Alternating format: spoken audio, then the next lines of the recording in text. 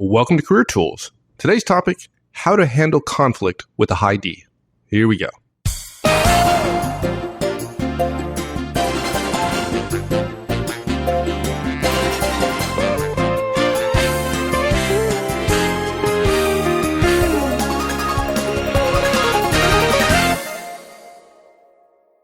Well, I think conflict is something we get asked about quite a bit, actually. Yeah. And particularly when it comes to high Ds who are not at all afraid of conflict. And if you're not a high D, it can be disconcerting. So today we're going to talk a little bit about how to deal with conflict and the high D. Now, your dad had a really interesting and I think kind of funny and truthful definition of conflict. You ought to share it with people a little bit. Yeah. My dad says the definition of conflict is two human beings in the same county. Meaning, of course, the rub of that is that you put a bunch of people in a building and you're going to have lots of conflict. It's the nature of human existence that we want to be together in order to allow specialization of labor and to procreate. And that causes us to get in conflict with one another.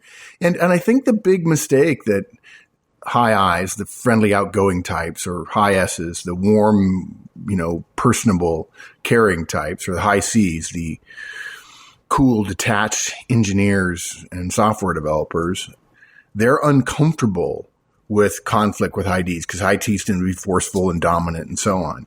And the fact is, particularly for S's and C's, you just have to recognize that when a high S watches two high Ds discussing something, he or she would say, oh my gosh, they're arguing, they're fighting. And the high Ds would say, no, we're not, we're just talking. We're just being aggressive. We're just interrupting each other because he's an idiot. No, you're an idiot. And we like each other, Yeah. And this is a case where high Ds don't think of themselves as being a problematic war in conflict. The fact is we disagree sometimes. Okay, fine. We raise our voices sometimes. Okay, fine. The question is, what do we do? Okay. So we have 4 recommendations. And the first one is don't raise your voice. Oftentimes high Ds do, but you don't need to raise your voice back, but you can stand firm. You can stand your ground. A simple way to do it, second point, is what to say, is to say, I disagree. Just say, I disagree. It's a very powerful phrase. And then ask, okay, what are we going to do? Ds are okay with you disagreeing, but they want to move things forward. And so you say, look, I disagree. And what are we going to do about this? That's right.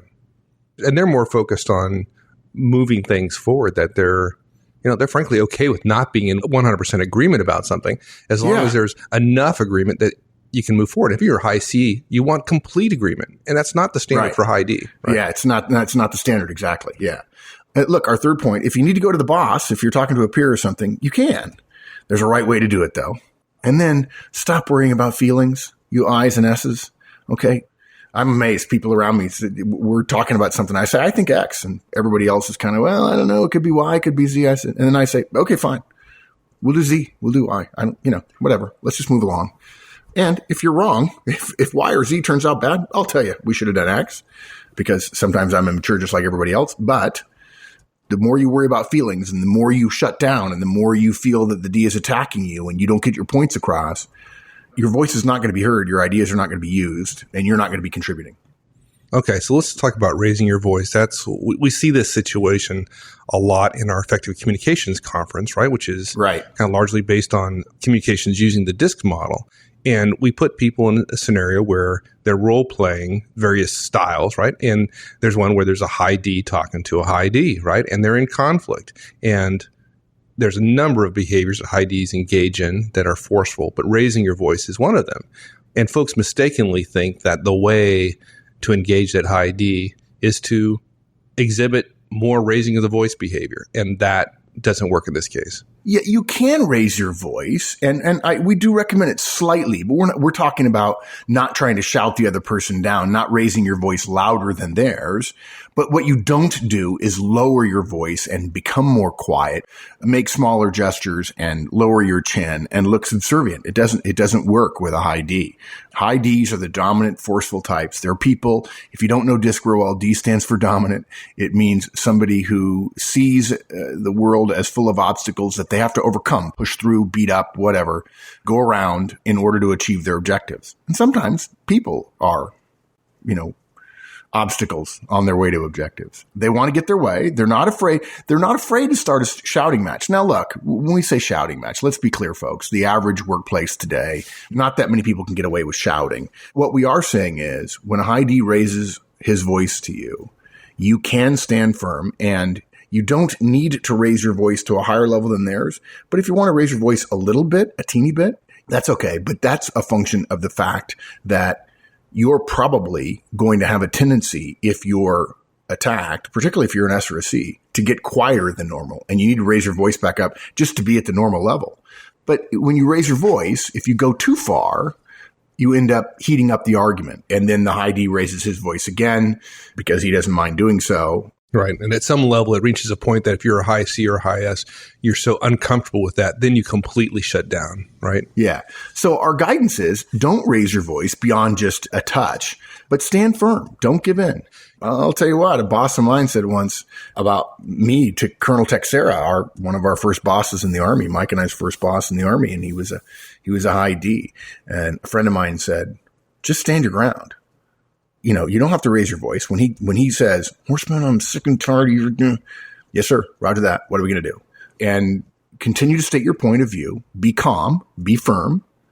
Don't raise your voice anything other than just to make sure he or she hears it. Don't give in.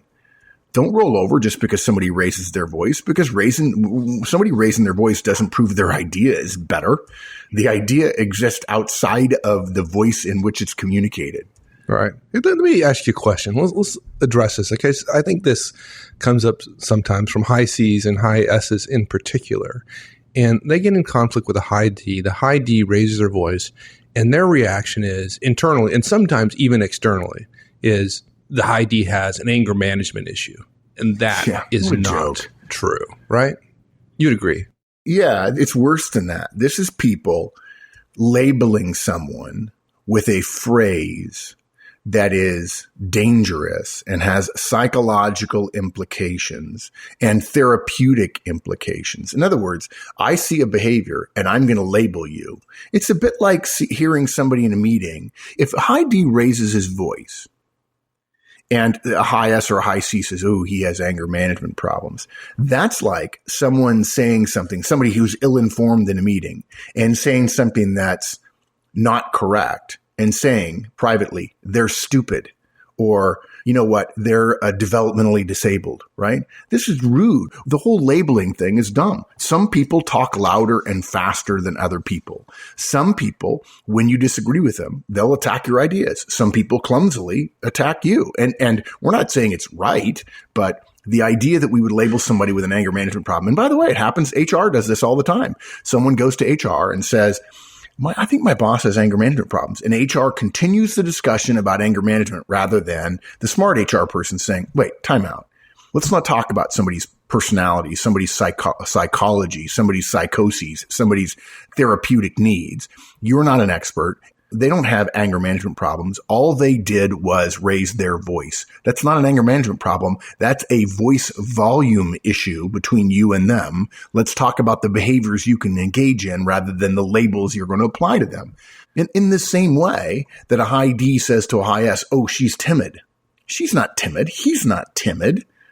Timid is a label. It's just they talk differently. They speak differently. They think about different things, and then they engage in different behaviors based on what they think and what they feel. So, a high D is going to vigorously defend her point of view. She's willing to get loud to do so.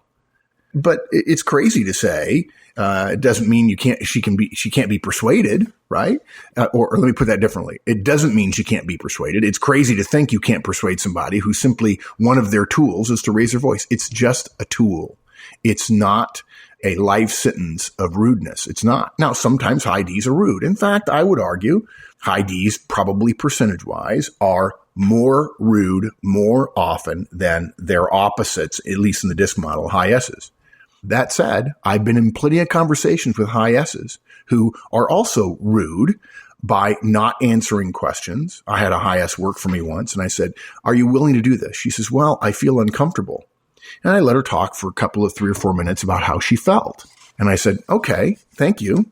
And are you willing to do it? And she said, well, I'm worried. And I said, okay, that's good. Are you willing to do it? And at some point, folks, the high S is being rude when they're being asked specific questions about their willingness to take action, and they're explaining how they feel emotionally. If I wanted to know how you felt, I would have asked that. And folks, let's be clear to defend the high Ds of the world. Emotions are important. We all have them. Some are angry, some are happy, some are sad, some are worried, some are anxious, some are innervated, some are energized. They're all reasonable and normal. And how you feel is your fault. And if you're asked whether or not you can do something and you respond with how you feel, that is poor communication. It's simple. In the same way that if you ask a high D, how do you feel about something? And he says something like, I'm going to do X, that's also rude. It's also not effective, right? You're supposed to answer the question that's put to you within reason, obviously. So it's wrong to think that high Ds can't be persuaded. I think high S's and high C's think high Ds can't be persuaded because they're not willing to engage in the kind of behaviors we're going to recommend that would cause you to be persuasive to a high D. In the same way that a high D working with a high S or a high C, the high D isn't willing to take the time to sit down and lay out a plan and explain why it's a good idea to a high S. And so sometimes high Ds say, I can't persuade the high S over there to do anything. The same problem the high S has with the high D. And it's all because we're stuck in our own ruts and we're not willing to engage in different behaviors, contextually speaking, in order to get what we want. Okay? You can absolutely be in a heated argument with a high D, not raising your voice, but what somebody else might call a heated argument. And you can come out with a win. You absolutely can. And even better, a win-win if you're willing to stand firm and engage in some different behaviors. There you go. Yeah. So let me just make one more point. Anger management, guys, don't say it.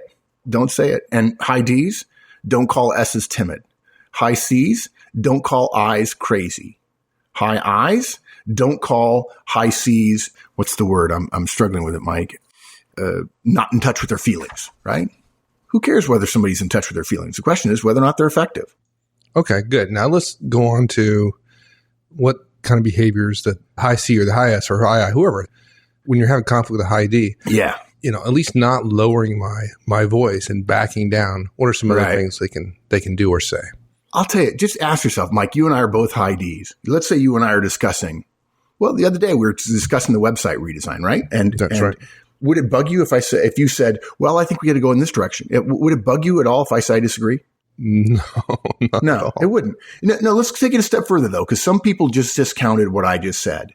You're my boss. I'm your subordinate. Okay, don't let this go to your head, dude. And we're discussing the website redesign, but we're in an open discussion. You know what I say? I say, go get me a cup of coffee. Yeah. By the way, and be quick about it, Horstman. There you go. And a cream, or I'm sorry, non-dairy creamer and a couple of Splendas as well, by the way. Exactly. Don't get it wrong.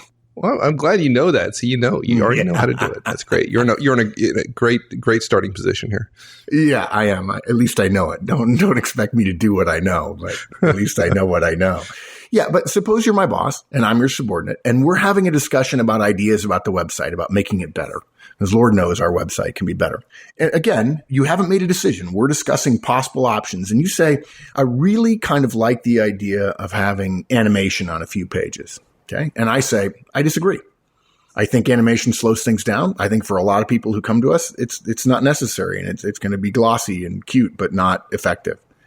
Would that bother you? No. No, Yeah. I mean, actually, I'm putting myself in that situation. I'm like, oh, okay. So I actually lost myself for a second there because we are in the midst of talking about a redesign or working on a redesign. And it's like, it's new information. It's like, if I'm a high D, if I want to have a conversation with somebody, and I get in trouble, I'm sure you do as well, even more than me probably. I get in conversation at home because for me, a conversation is partially about debate. It's about a competition of ideas. I don't want to espouse a bunch of ideas and somebody just parrot me back or not engage. And the fact that they disagree with me, for me, it shows interest. It shows engagement. It makes the conversation it's engagement. That's exactly right. And I get accused by others in my family, because most people in my family are not high Ds. I'm talking about my siblings and all that. And they don't sometimes appreciate the fact that I want to engage energetically on the discussion of issues. Right. Yeah. So no, I want you to engage, right? Otherwise, why are we having the conversation? Right. I'll just tell you what to do. Everybody agrees. Yeah, exactly. There's some things that I don't want to have a conversation about, and you're not going to persuade me. And so in those situations, I will tell you. I'll just say, okay, interesting idea. We're not doing that. Let's move on. Yeah. But the fact that you raised the issue, that's not an issue for me. Because if it is, I'll just tell you to shut up. Right. Yeah. Look, if you're a high D at any time, if you're my boss and you're a high D, you say, no, I hear you, and we're going to do X. Now, if I'm a smart high D subordinate, I'll say, Roger that. I got it. Right. I know. Okay. Yeah. You heard my point. And now you're going to, and if I'm a high S, oftentimes the mistake that high S's or even high C's make is you go, the high C goes, fine, he's wrong, but whatever. And the high S goes, wow, he asked me my opinion. I share it with him. And then he says, no. And maybe I shouldn't share my opinion anymore. Simply because we have different styles of working together. Okay. Now, Mike and I morphed this conversation a little bit. Remember, folks, we're approaching it as both being high Ds, and we're trying to share with you that if someone, an S or an I or a C or anyone for that matter, if you're in a situation where you could disagree with a D, it's completely okay to say, I disagree. We're trying to tell you it doesn't bother us at all. Thank you. Gosh, more ideas are better. If everybody agrees, again, as Mike says, there's no value added. Okay. And when we say, what do you think? We don't mean, tell us what you think we want to hear. If you widely disagree, it's okay. And if we're smart, now we may be emotionally immature. Some high Ds are, but there are just as many emotionally immature high Ds as there are high Is, high S's, high C's, right? But if we're emotionally mature, it's like, okay, let's talk about that. And by the way, the whole emotionally immature thing about high Ds, I think HR, because high D bosses often can be the worst offenders, people confuse the emotional immaturity of yelling and screaming and being disrespectful to people with high D behavior. When we say high D, we mean professional high D. Okay. And if somebody's yelling and screaming, don't call that high D, call that emotionally immature jackass. And by the way, there are emotionally immature jackasses who are high I's and high S's and high C's as well. So look, if you're in a disagreement with a coworker and they're a high D and you feel like there's a little bit of conflict, stand your ground and say, I disagree. Okay. The high D won't respect you if you're not willing to support your argument, if you're not willing to say, here's what I think and here's why I think it. Then the next thing is to say, what are we going to do? Okay. High Ds value getting things done over everything else.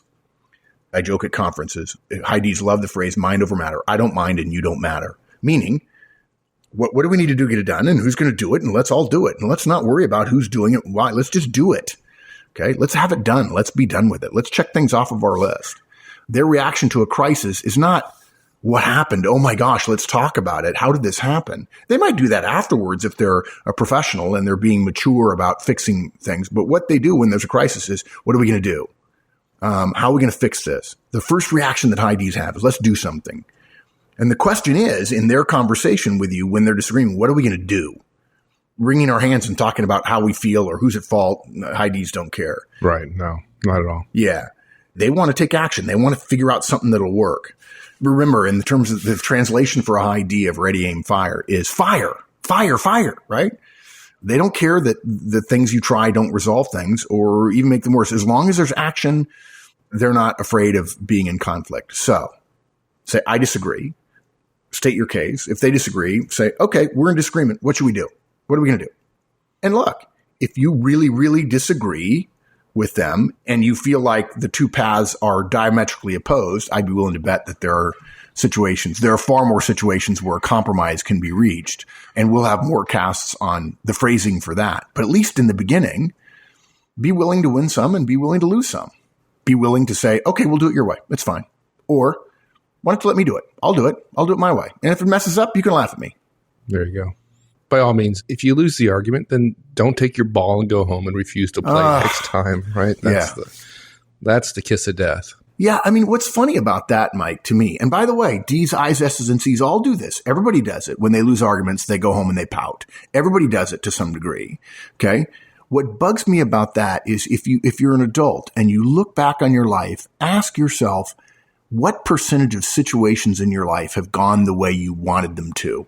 Is the percentage 80%? I doubt it. I mean, we all lose stuff all the time. We all think we want X and we get Y. We want A and we get the exact opposite of A in spades. It happens. Okay, so I'm going to reveal something here that you're just going to laugh at me, but it's instructive a little bit in terms of looking back and evaluating that, because a lot of people would say 80%.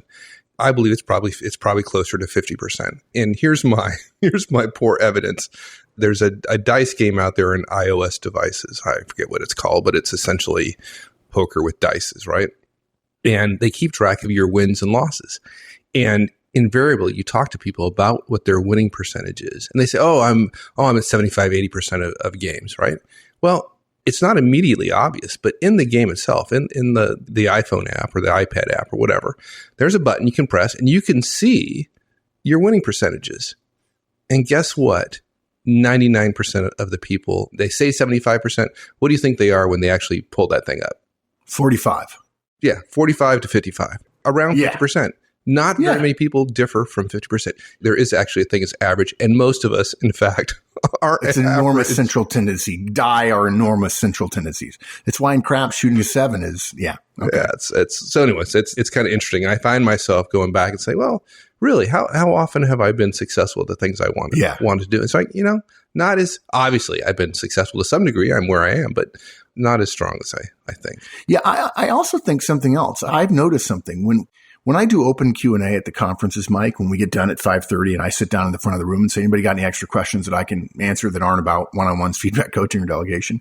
And we often have half of the room or more stay for an hour or two and ask me questions until the hotel kicks us out. And people ask about manager tools and about executive life and managerial life and clients and so on. And we'll get questions about work-family balance. And of course, the answer to that, folks, is there's no balance. The way I say it is, the idea of work-family balance is like trying to balance the sun and a yellow M&M, right? They're not in balance. The family outranks the yellow M&M.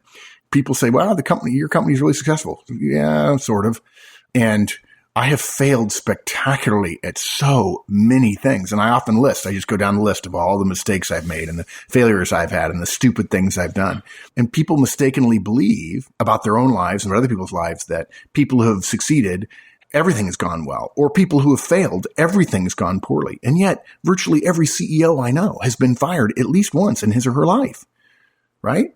And so we have a tendency to believe that we overstate the influence of things. There you go. And it's the same thing with high Ds. We believe this is the way they always are. We believe that they always win. They always dominate everything, and everyone always backs down. And it's just not true. And a high D will respect you more, not that you're craving respect from a high D, if you're willing to stand your ground. And again, what are we going to do? That's, the high D goes, okay, we'll do that. It's fine. As long as we're moving forward. And move on. There you go. Yeah, exactly. Okay, so what if you're in conflict with a high D, a peer of yours, right? And you need to go to the boss. Can one do that? Of course you can. I guess let me rephrase the question. Is that wise in some situations?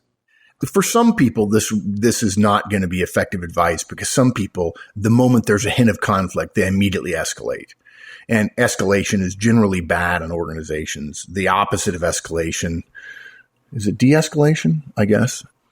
I don't know what the opposite of that, but pushing, all great organizations push work down almost one layer further than they should, to teach people how to make decisions and how to take action and how to take risk and so on. There's the old Peter principle, which is people get promoted to their level of incompetency. It's a great concept. I wish I'd have thought of it years ago. And the opposite of that is great organizations say, we're not going to let you get to the Peter principle because we're going to give you work to do at a lower level than you can do it. And so you'll learn how to do it before there's enormous risk attached to it.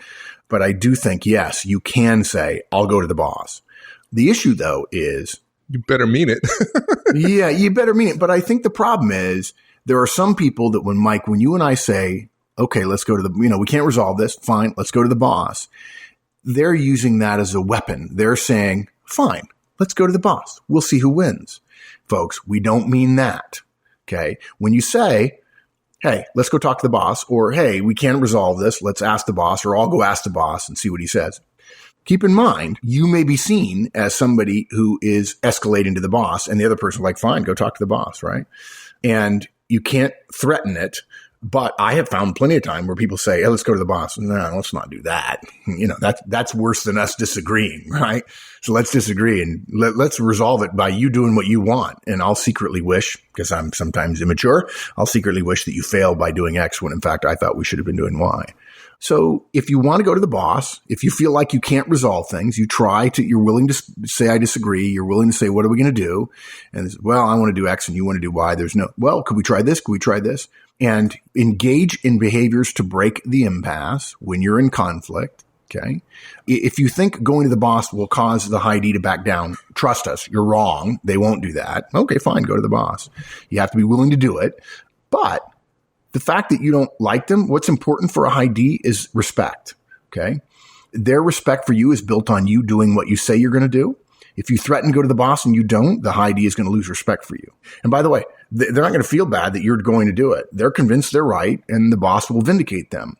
And if the boss takes your side, they'll be like, okay, fine. The boss said X. I guess we got to do X, even though they might be a little bit grudgingly giving their agreement that the boss is not necessarily right, but we're going to do it the boss's way. The key thing is make some effort, try to resolve the impasse. And if you can't, if you bring up the boss, just recognize you're the one taking it to the boss. I'll tell you something else I say is, do you want to go to the boss? Why don't you go talk to the boss and see what we ought to do?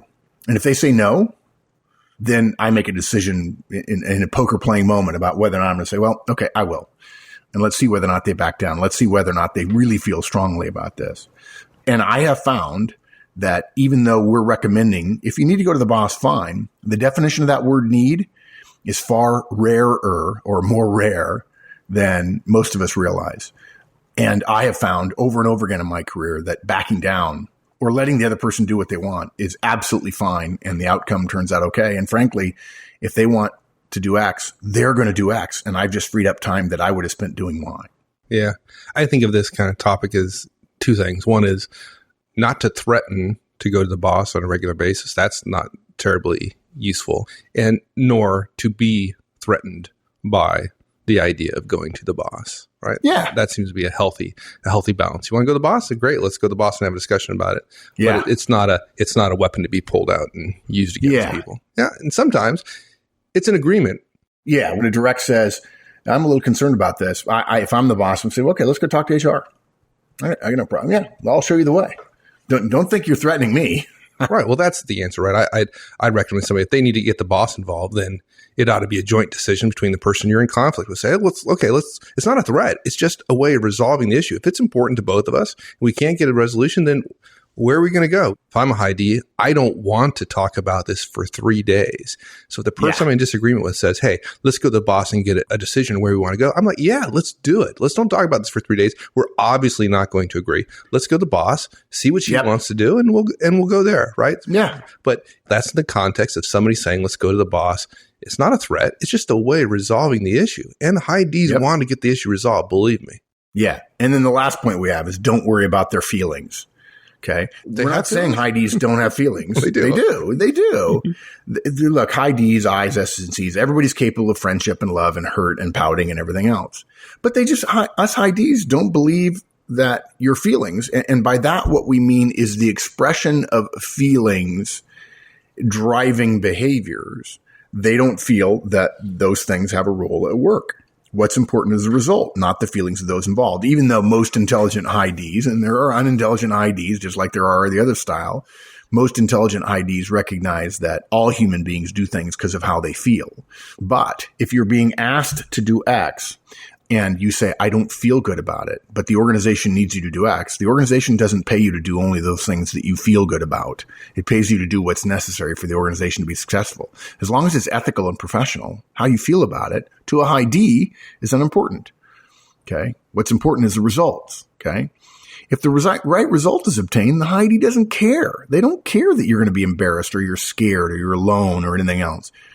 That doesn't make them unfeeling. It makes them clear about the organizational needs over the individual. Okay. This is a case of, interestingly, Spock saying the needs of the many outweigh the needs of the few or the one.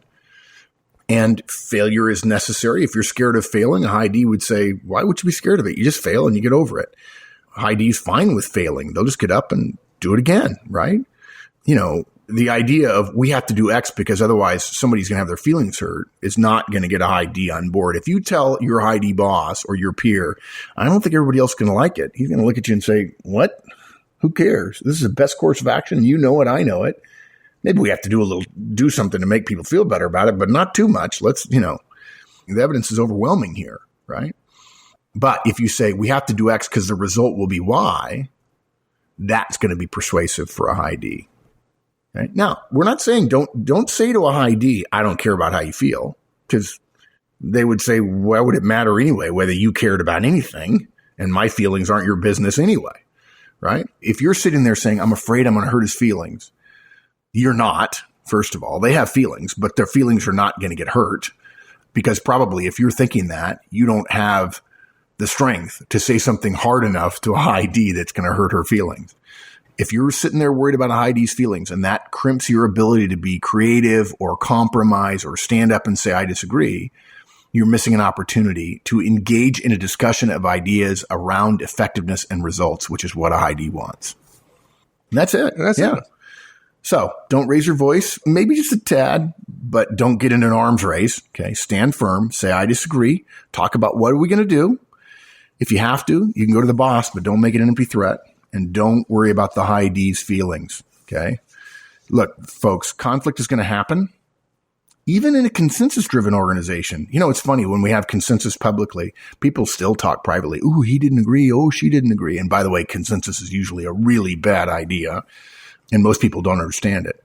The important thing to know when working with high D's is that their style, if it's different than you can stand up. And what you think of as conflict, they probably don't think of as conflict. They just think of it as disagreement. And there you go. Thanks, my friend. You bet, partner. Thanks, everyone. That's it. We'll see you next week. In the meantime, have a great one. So long.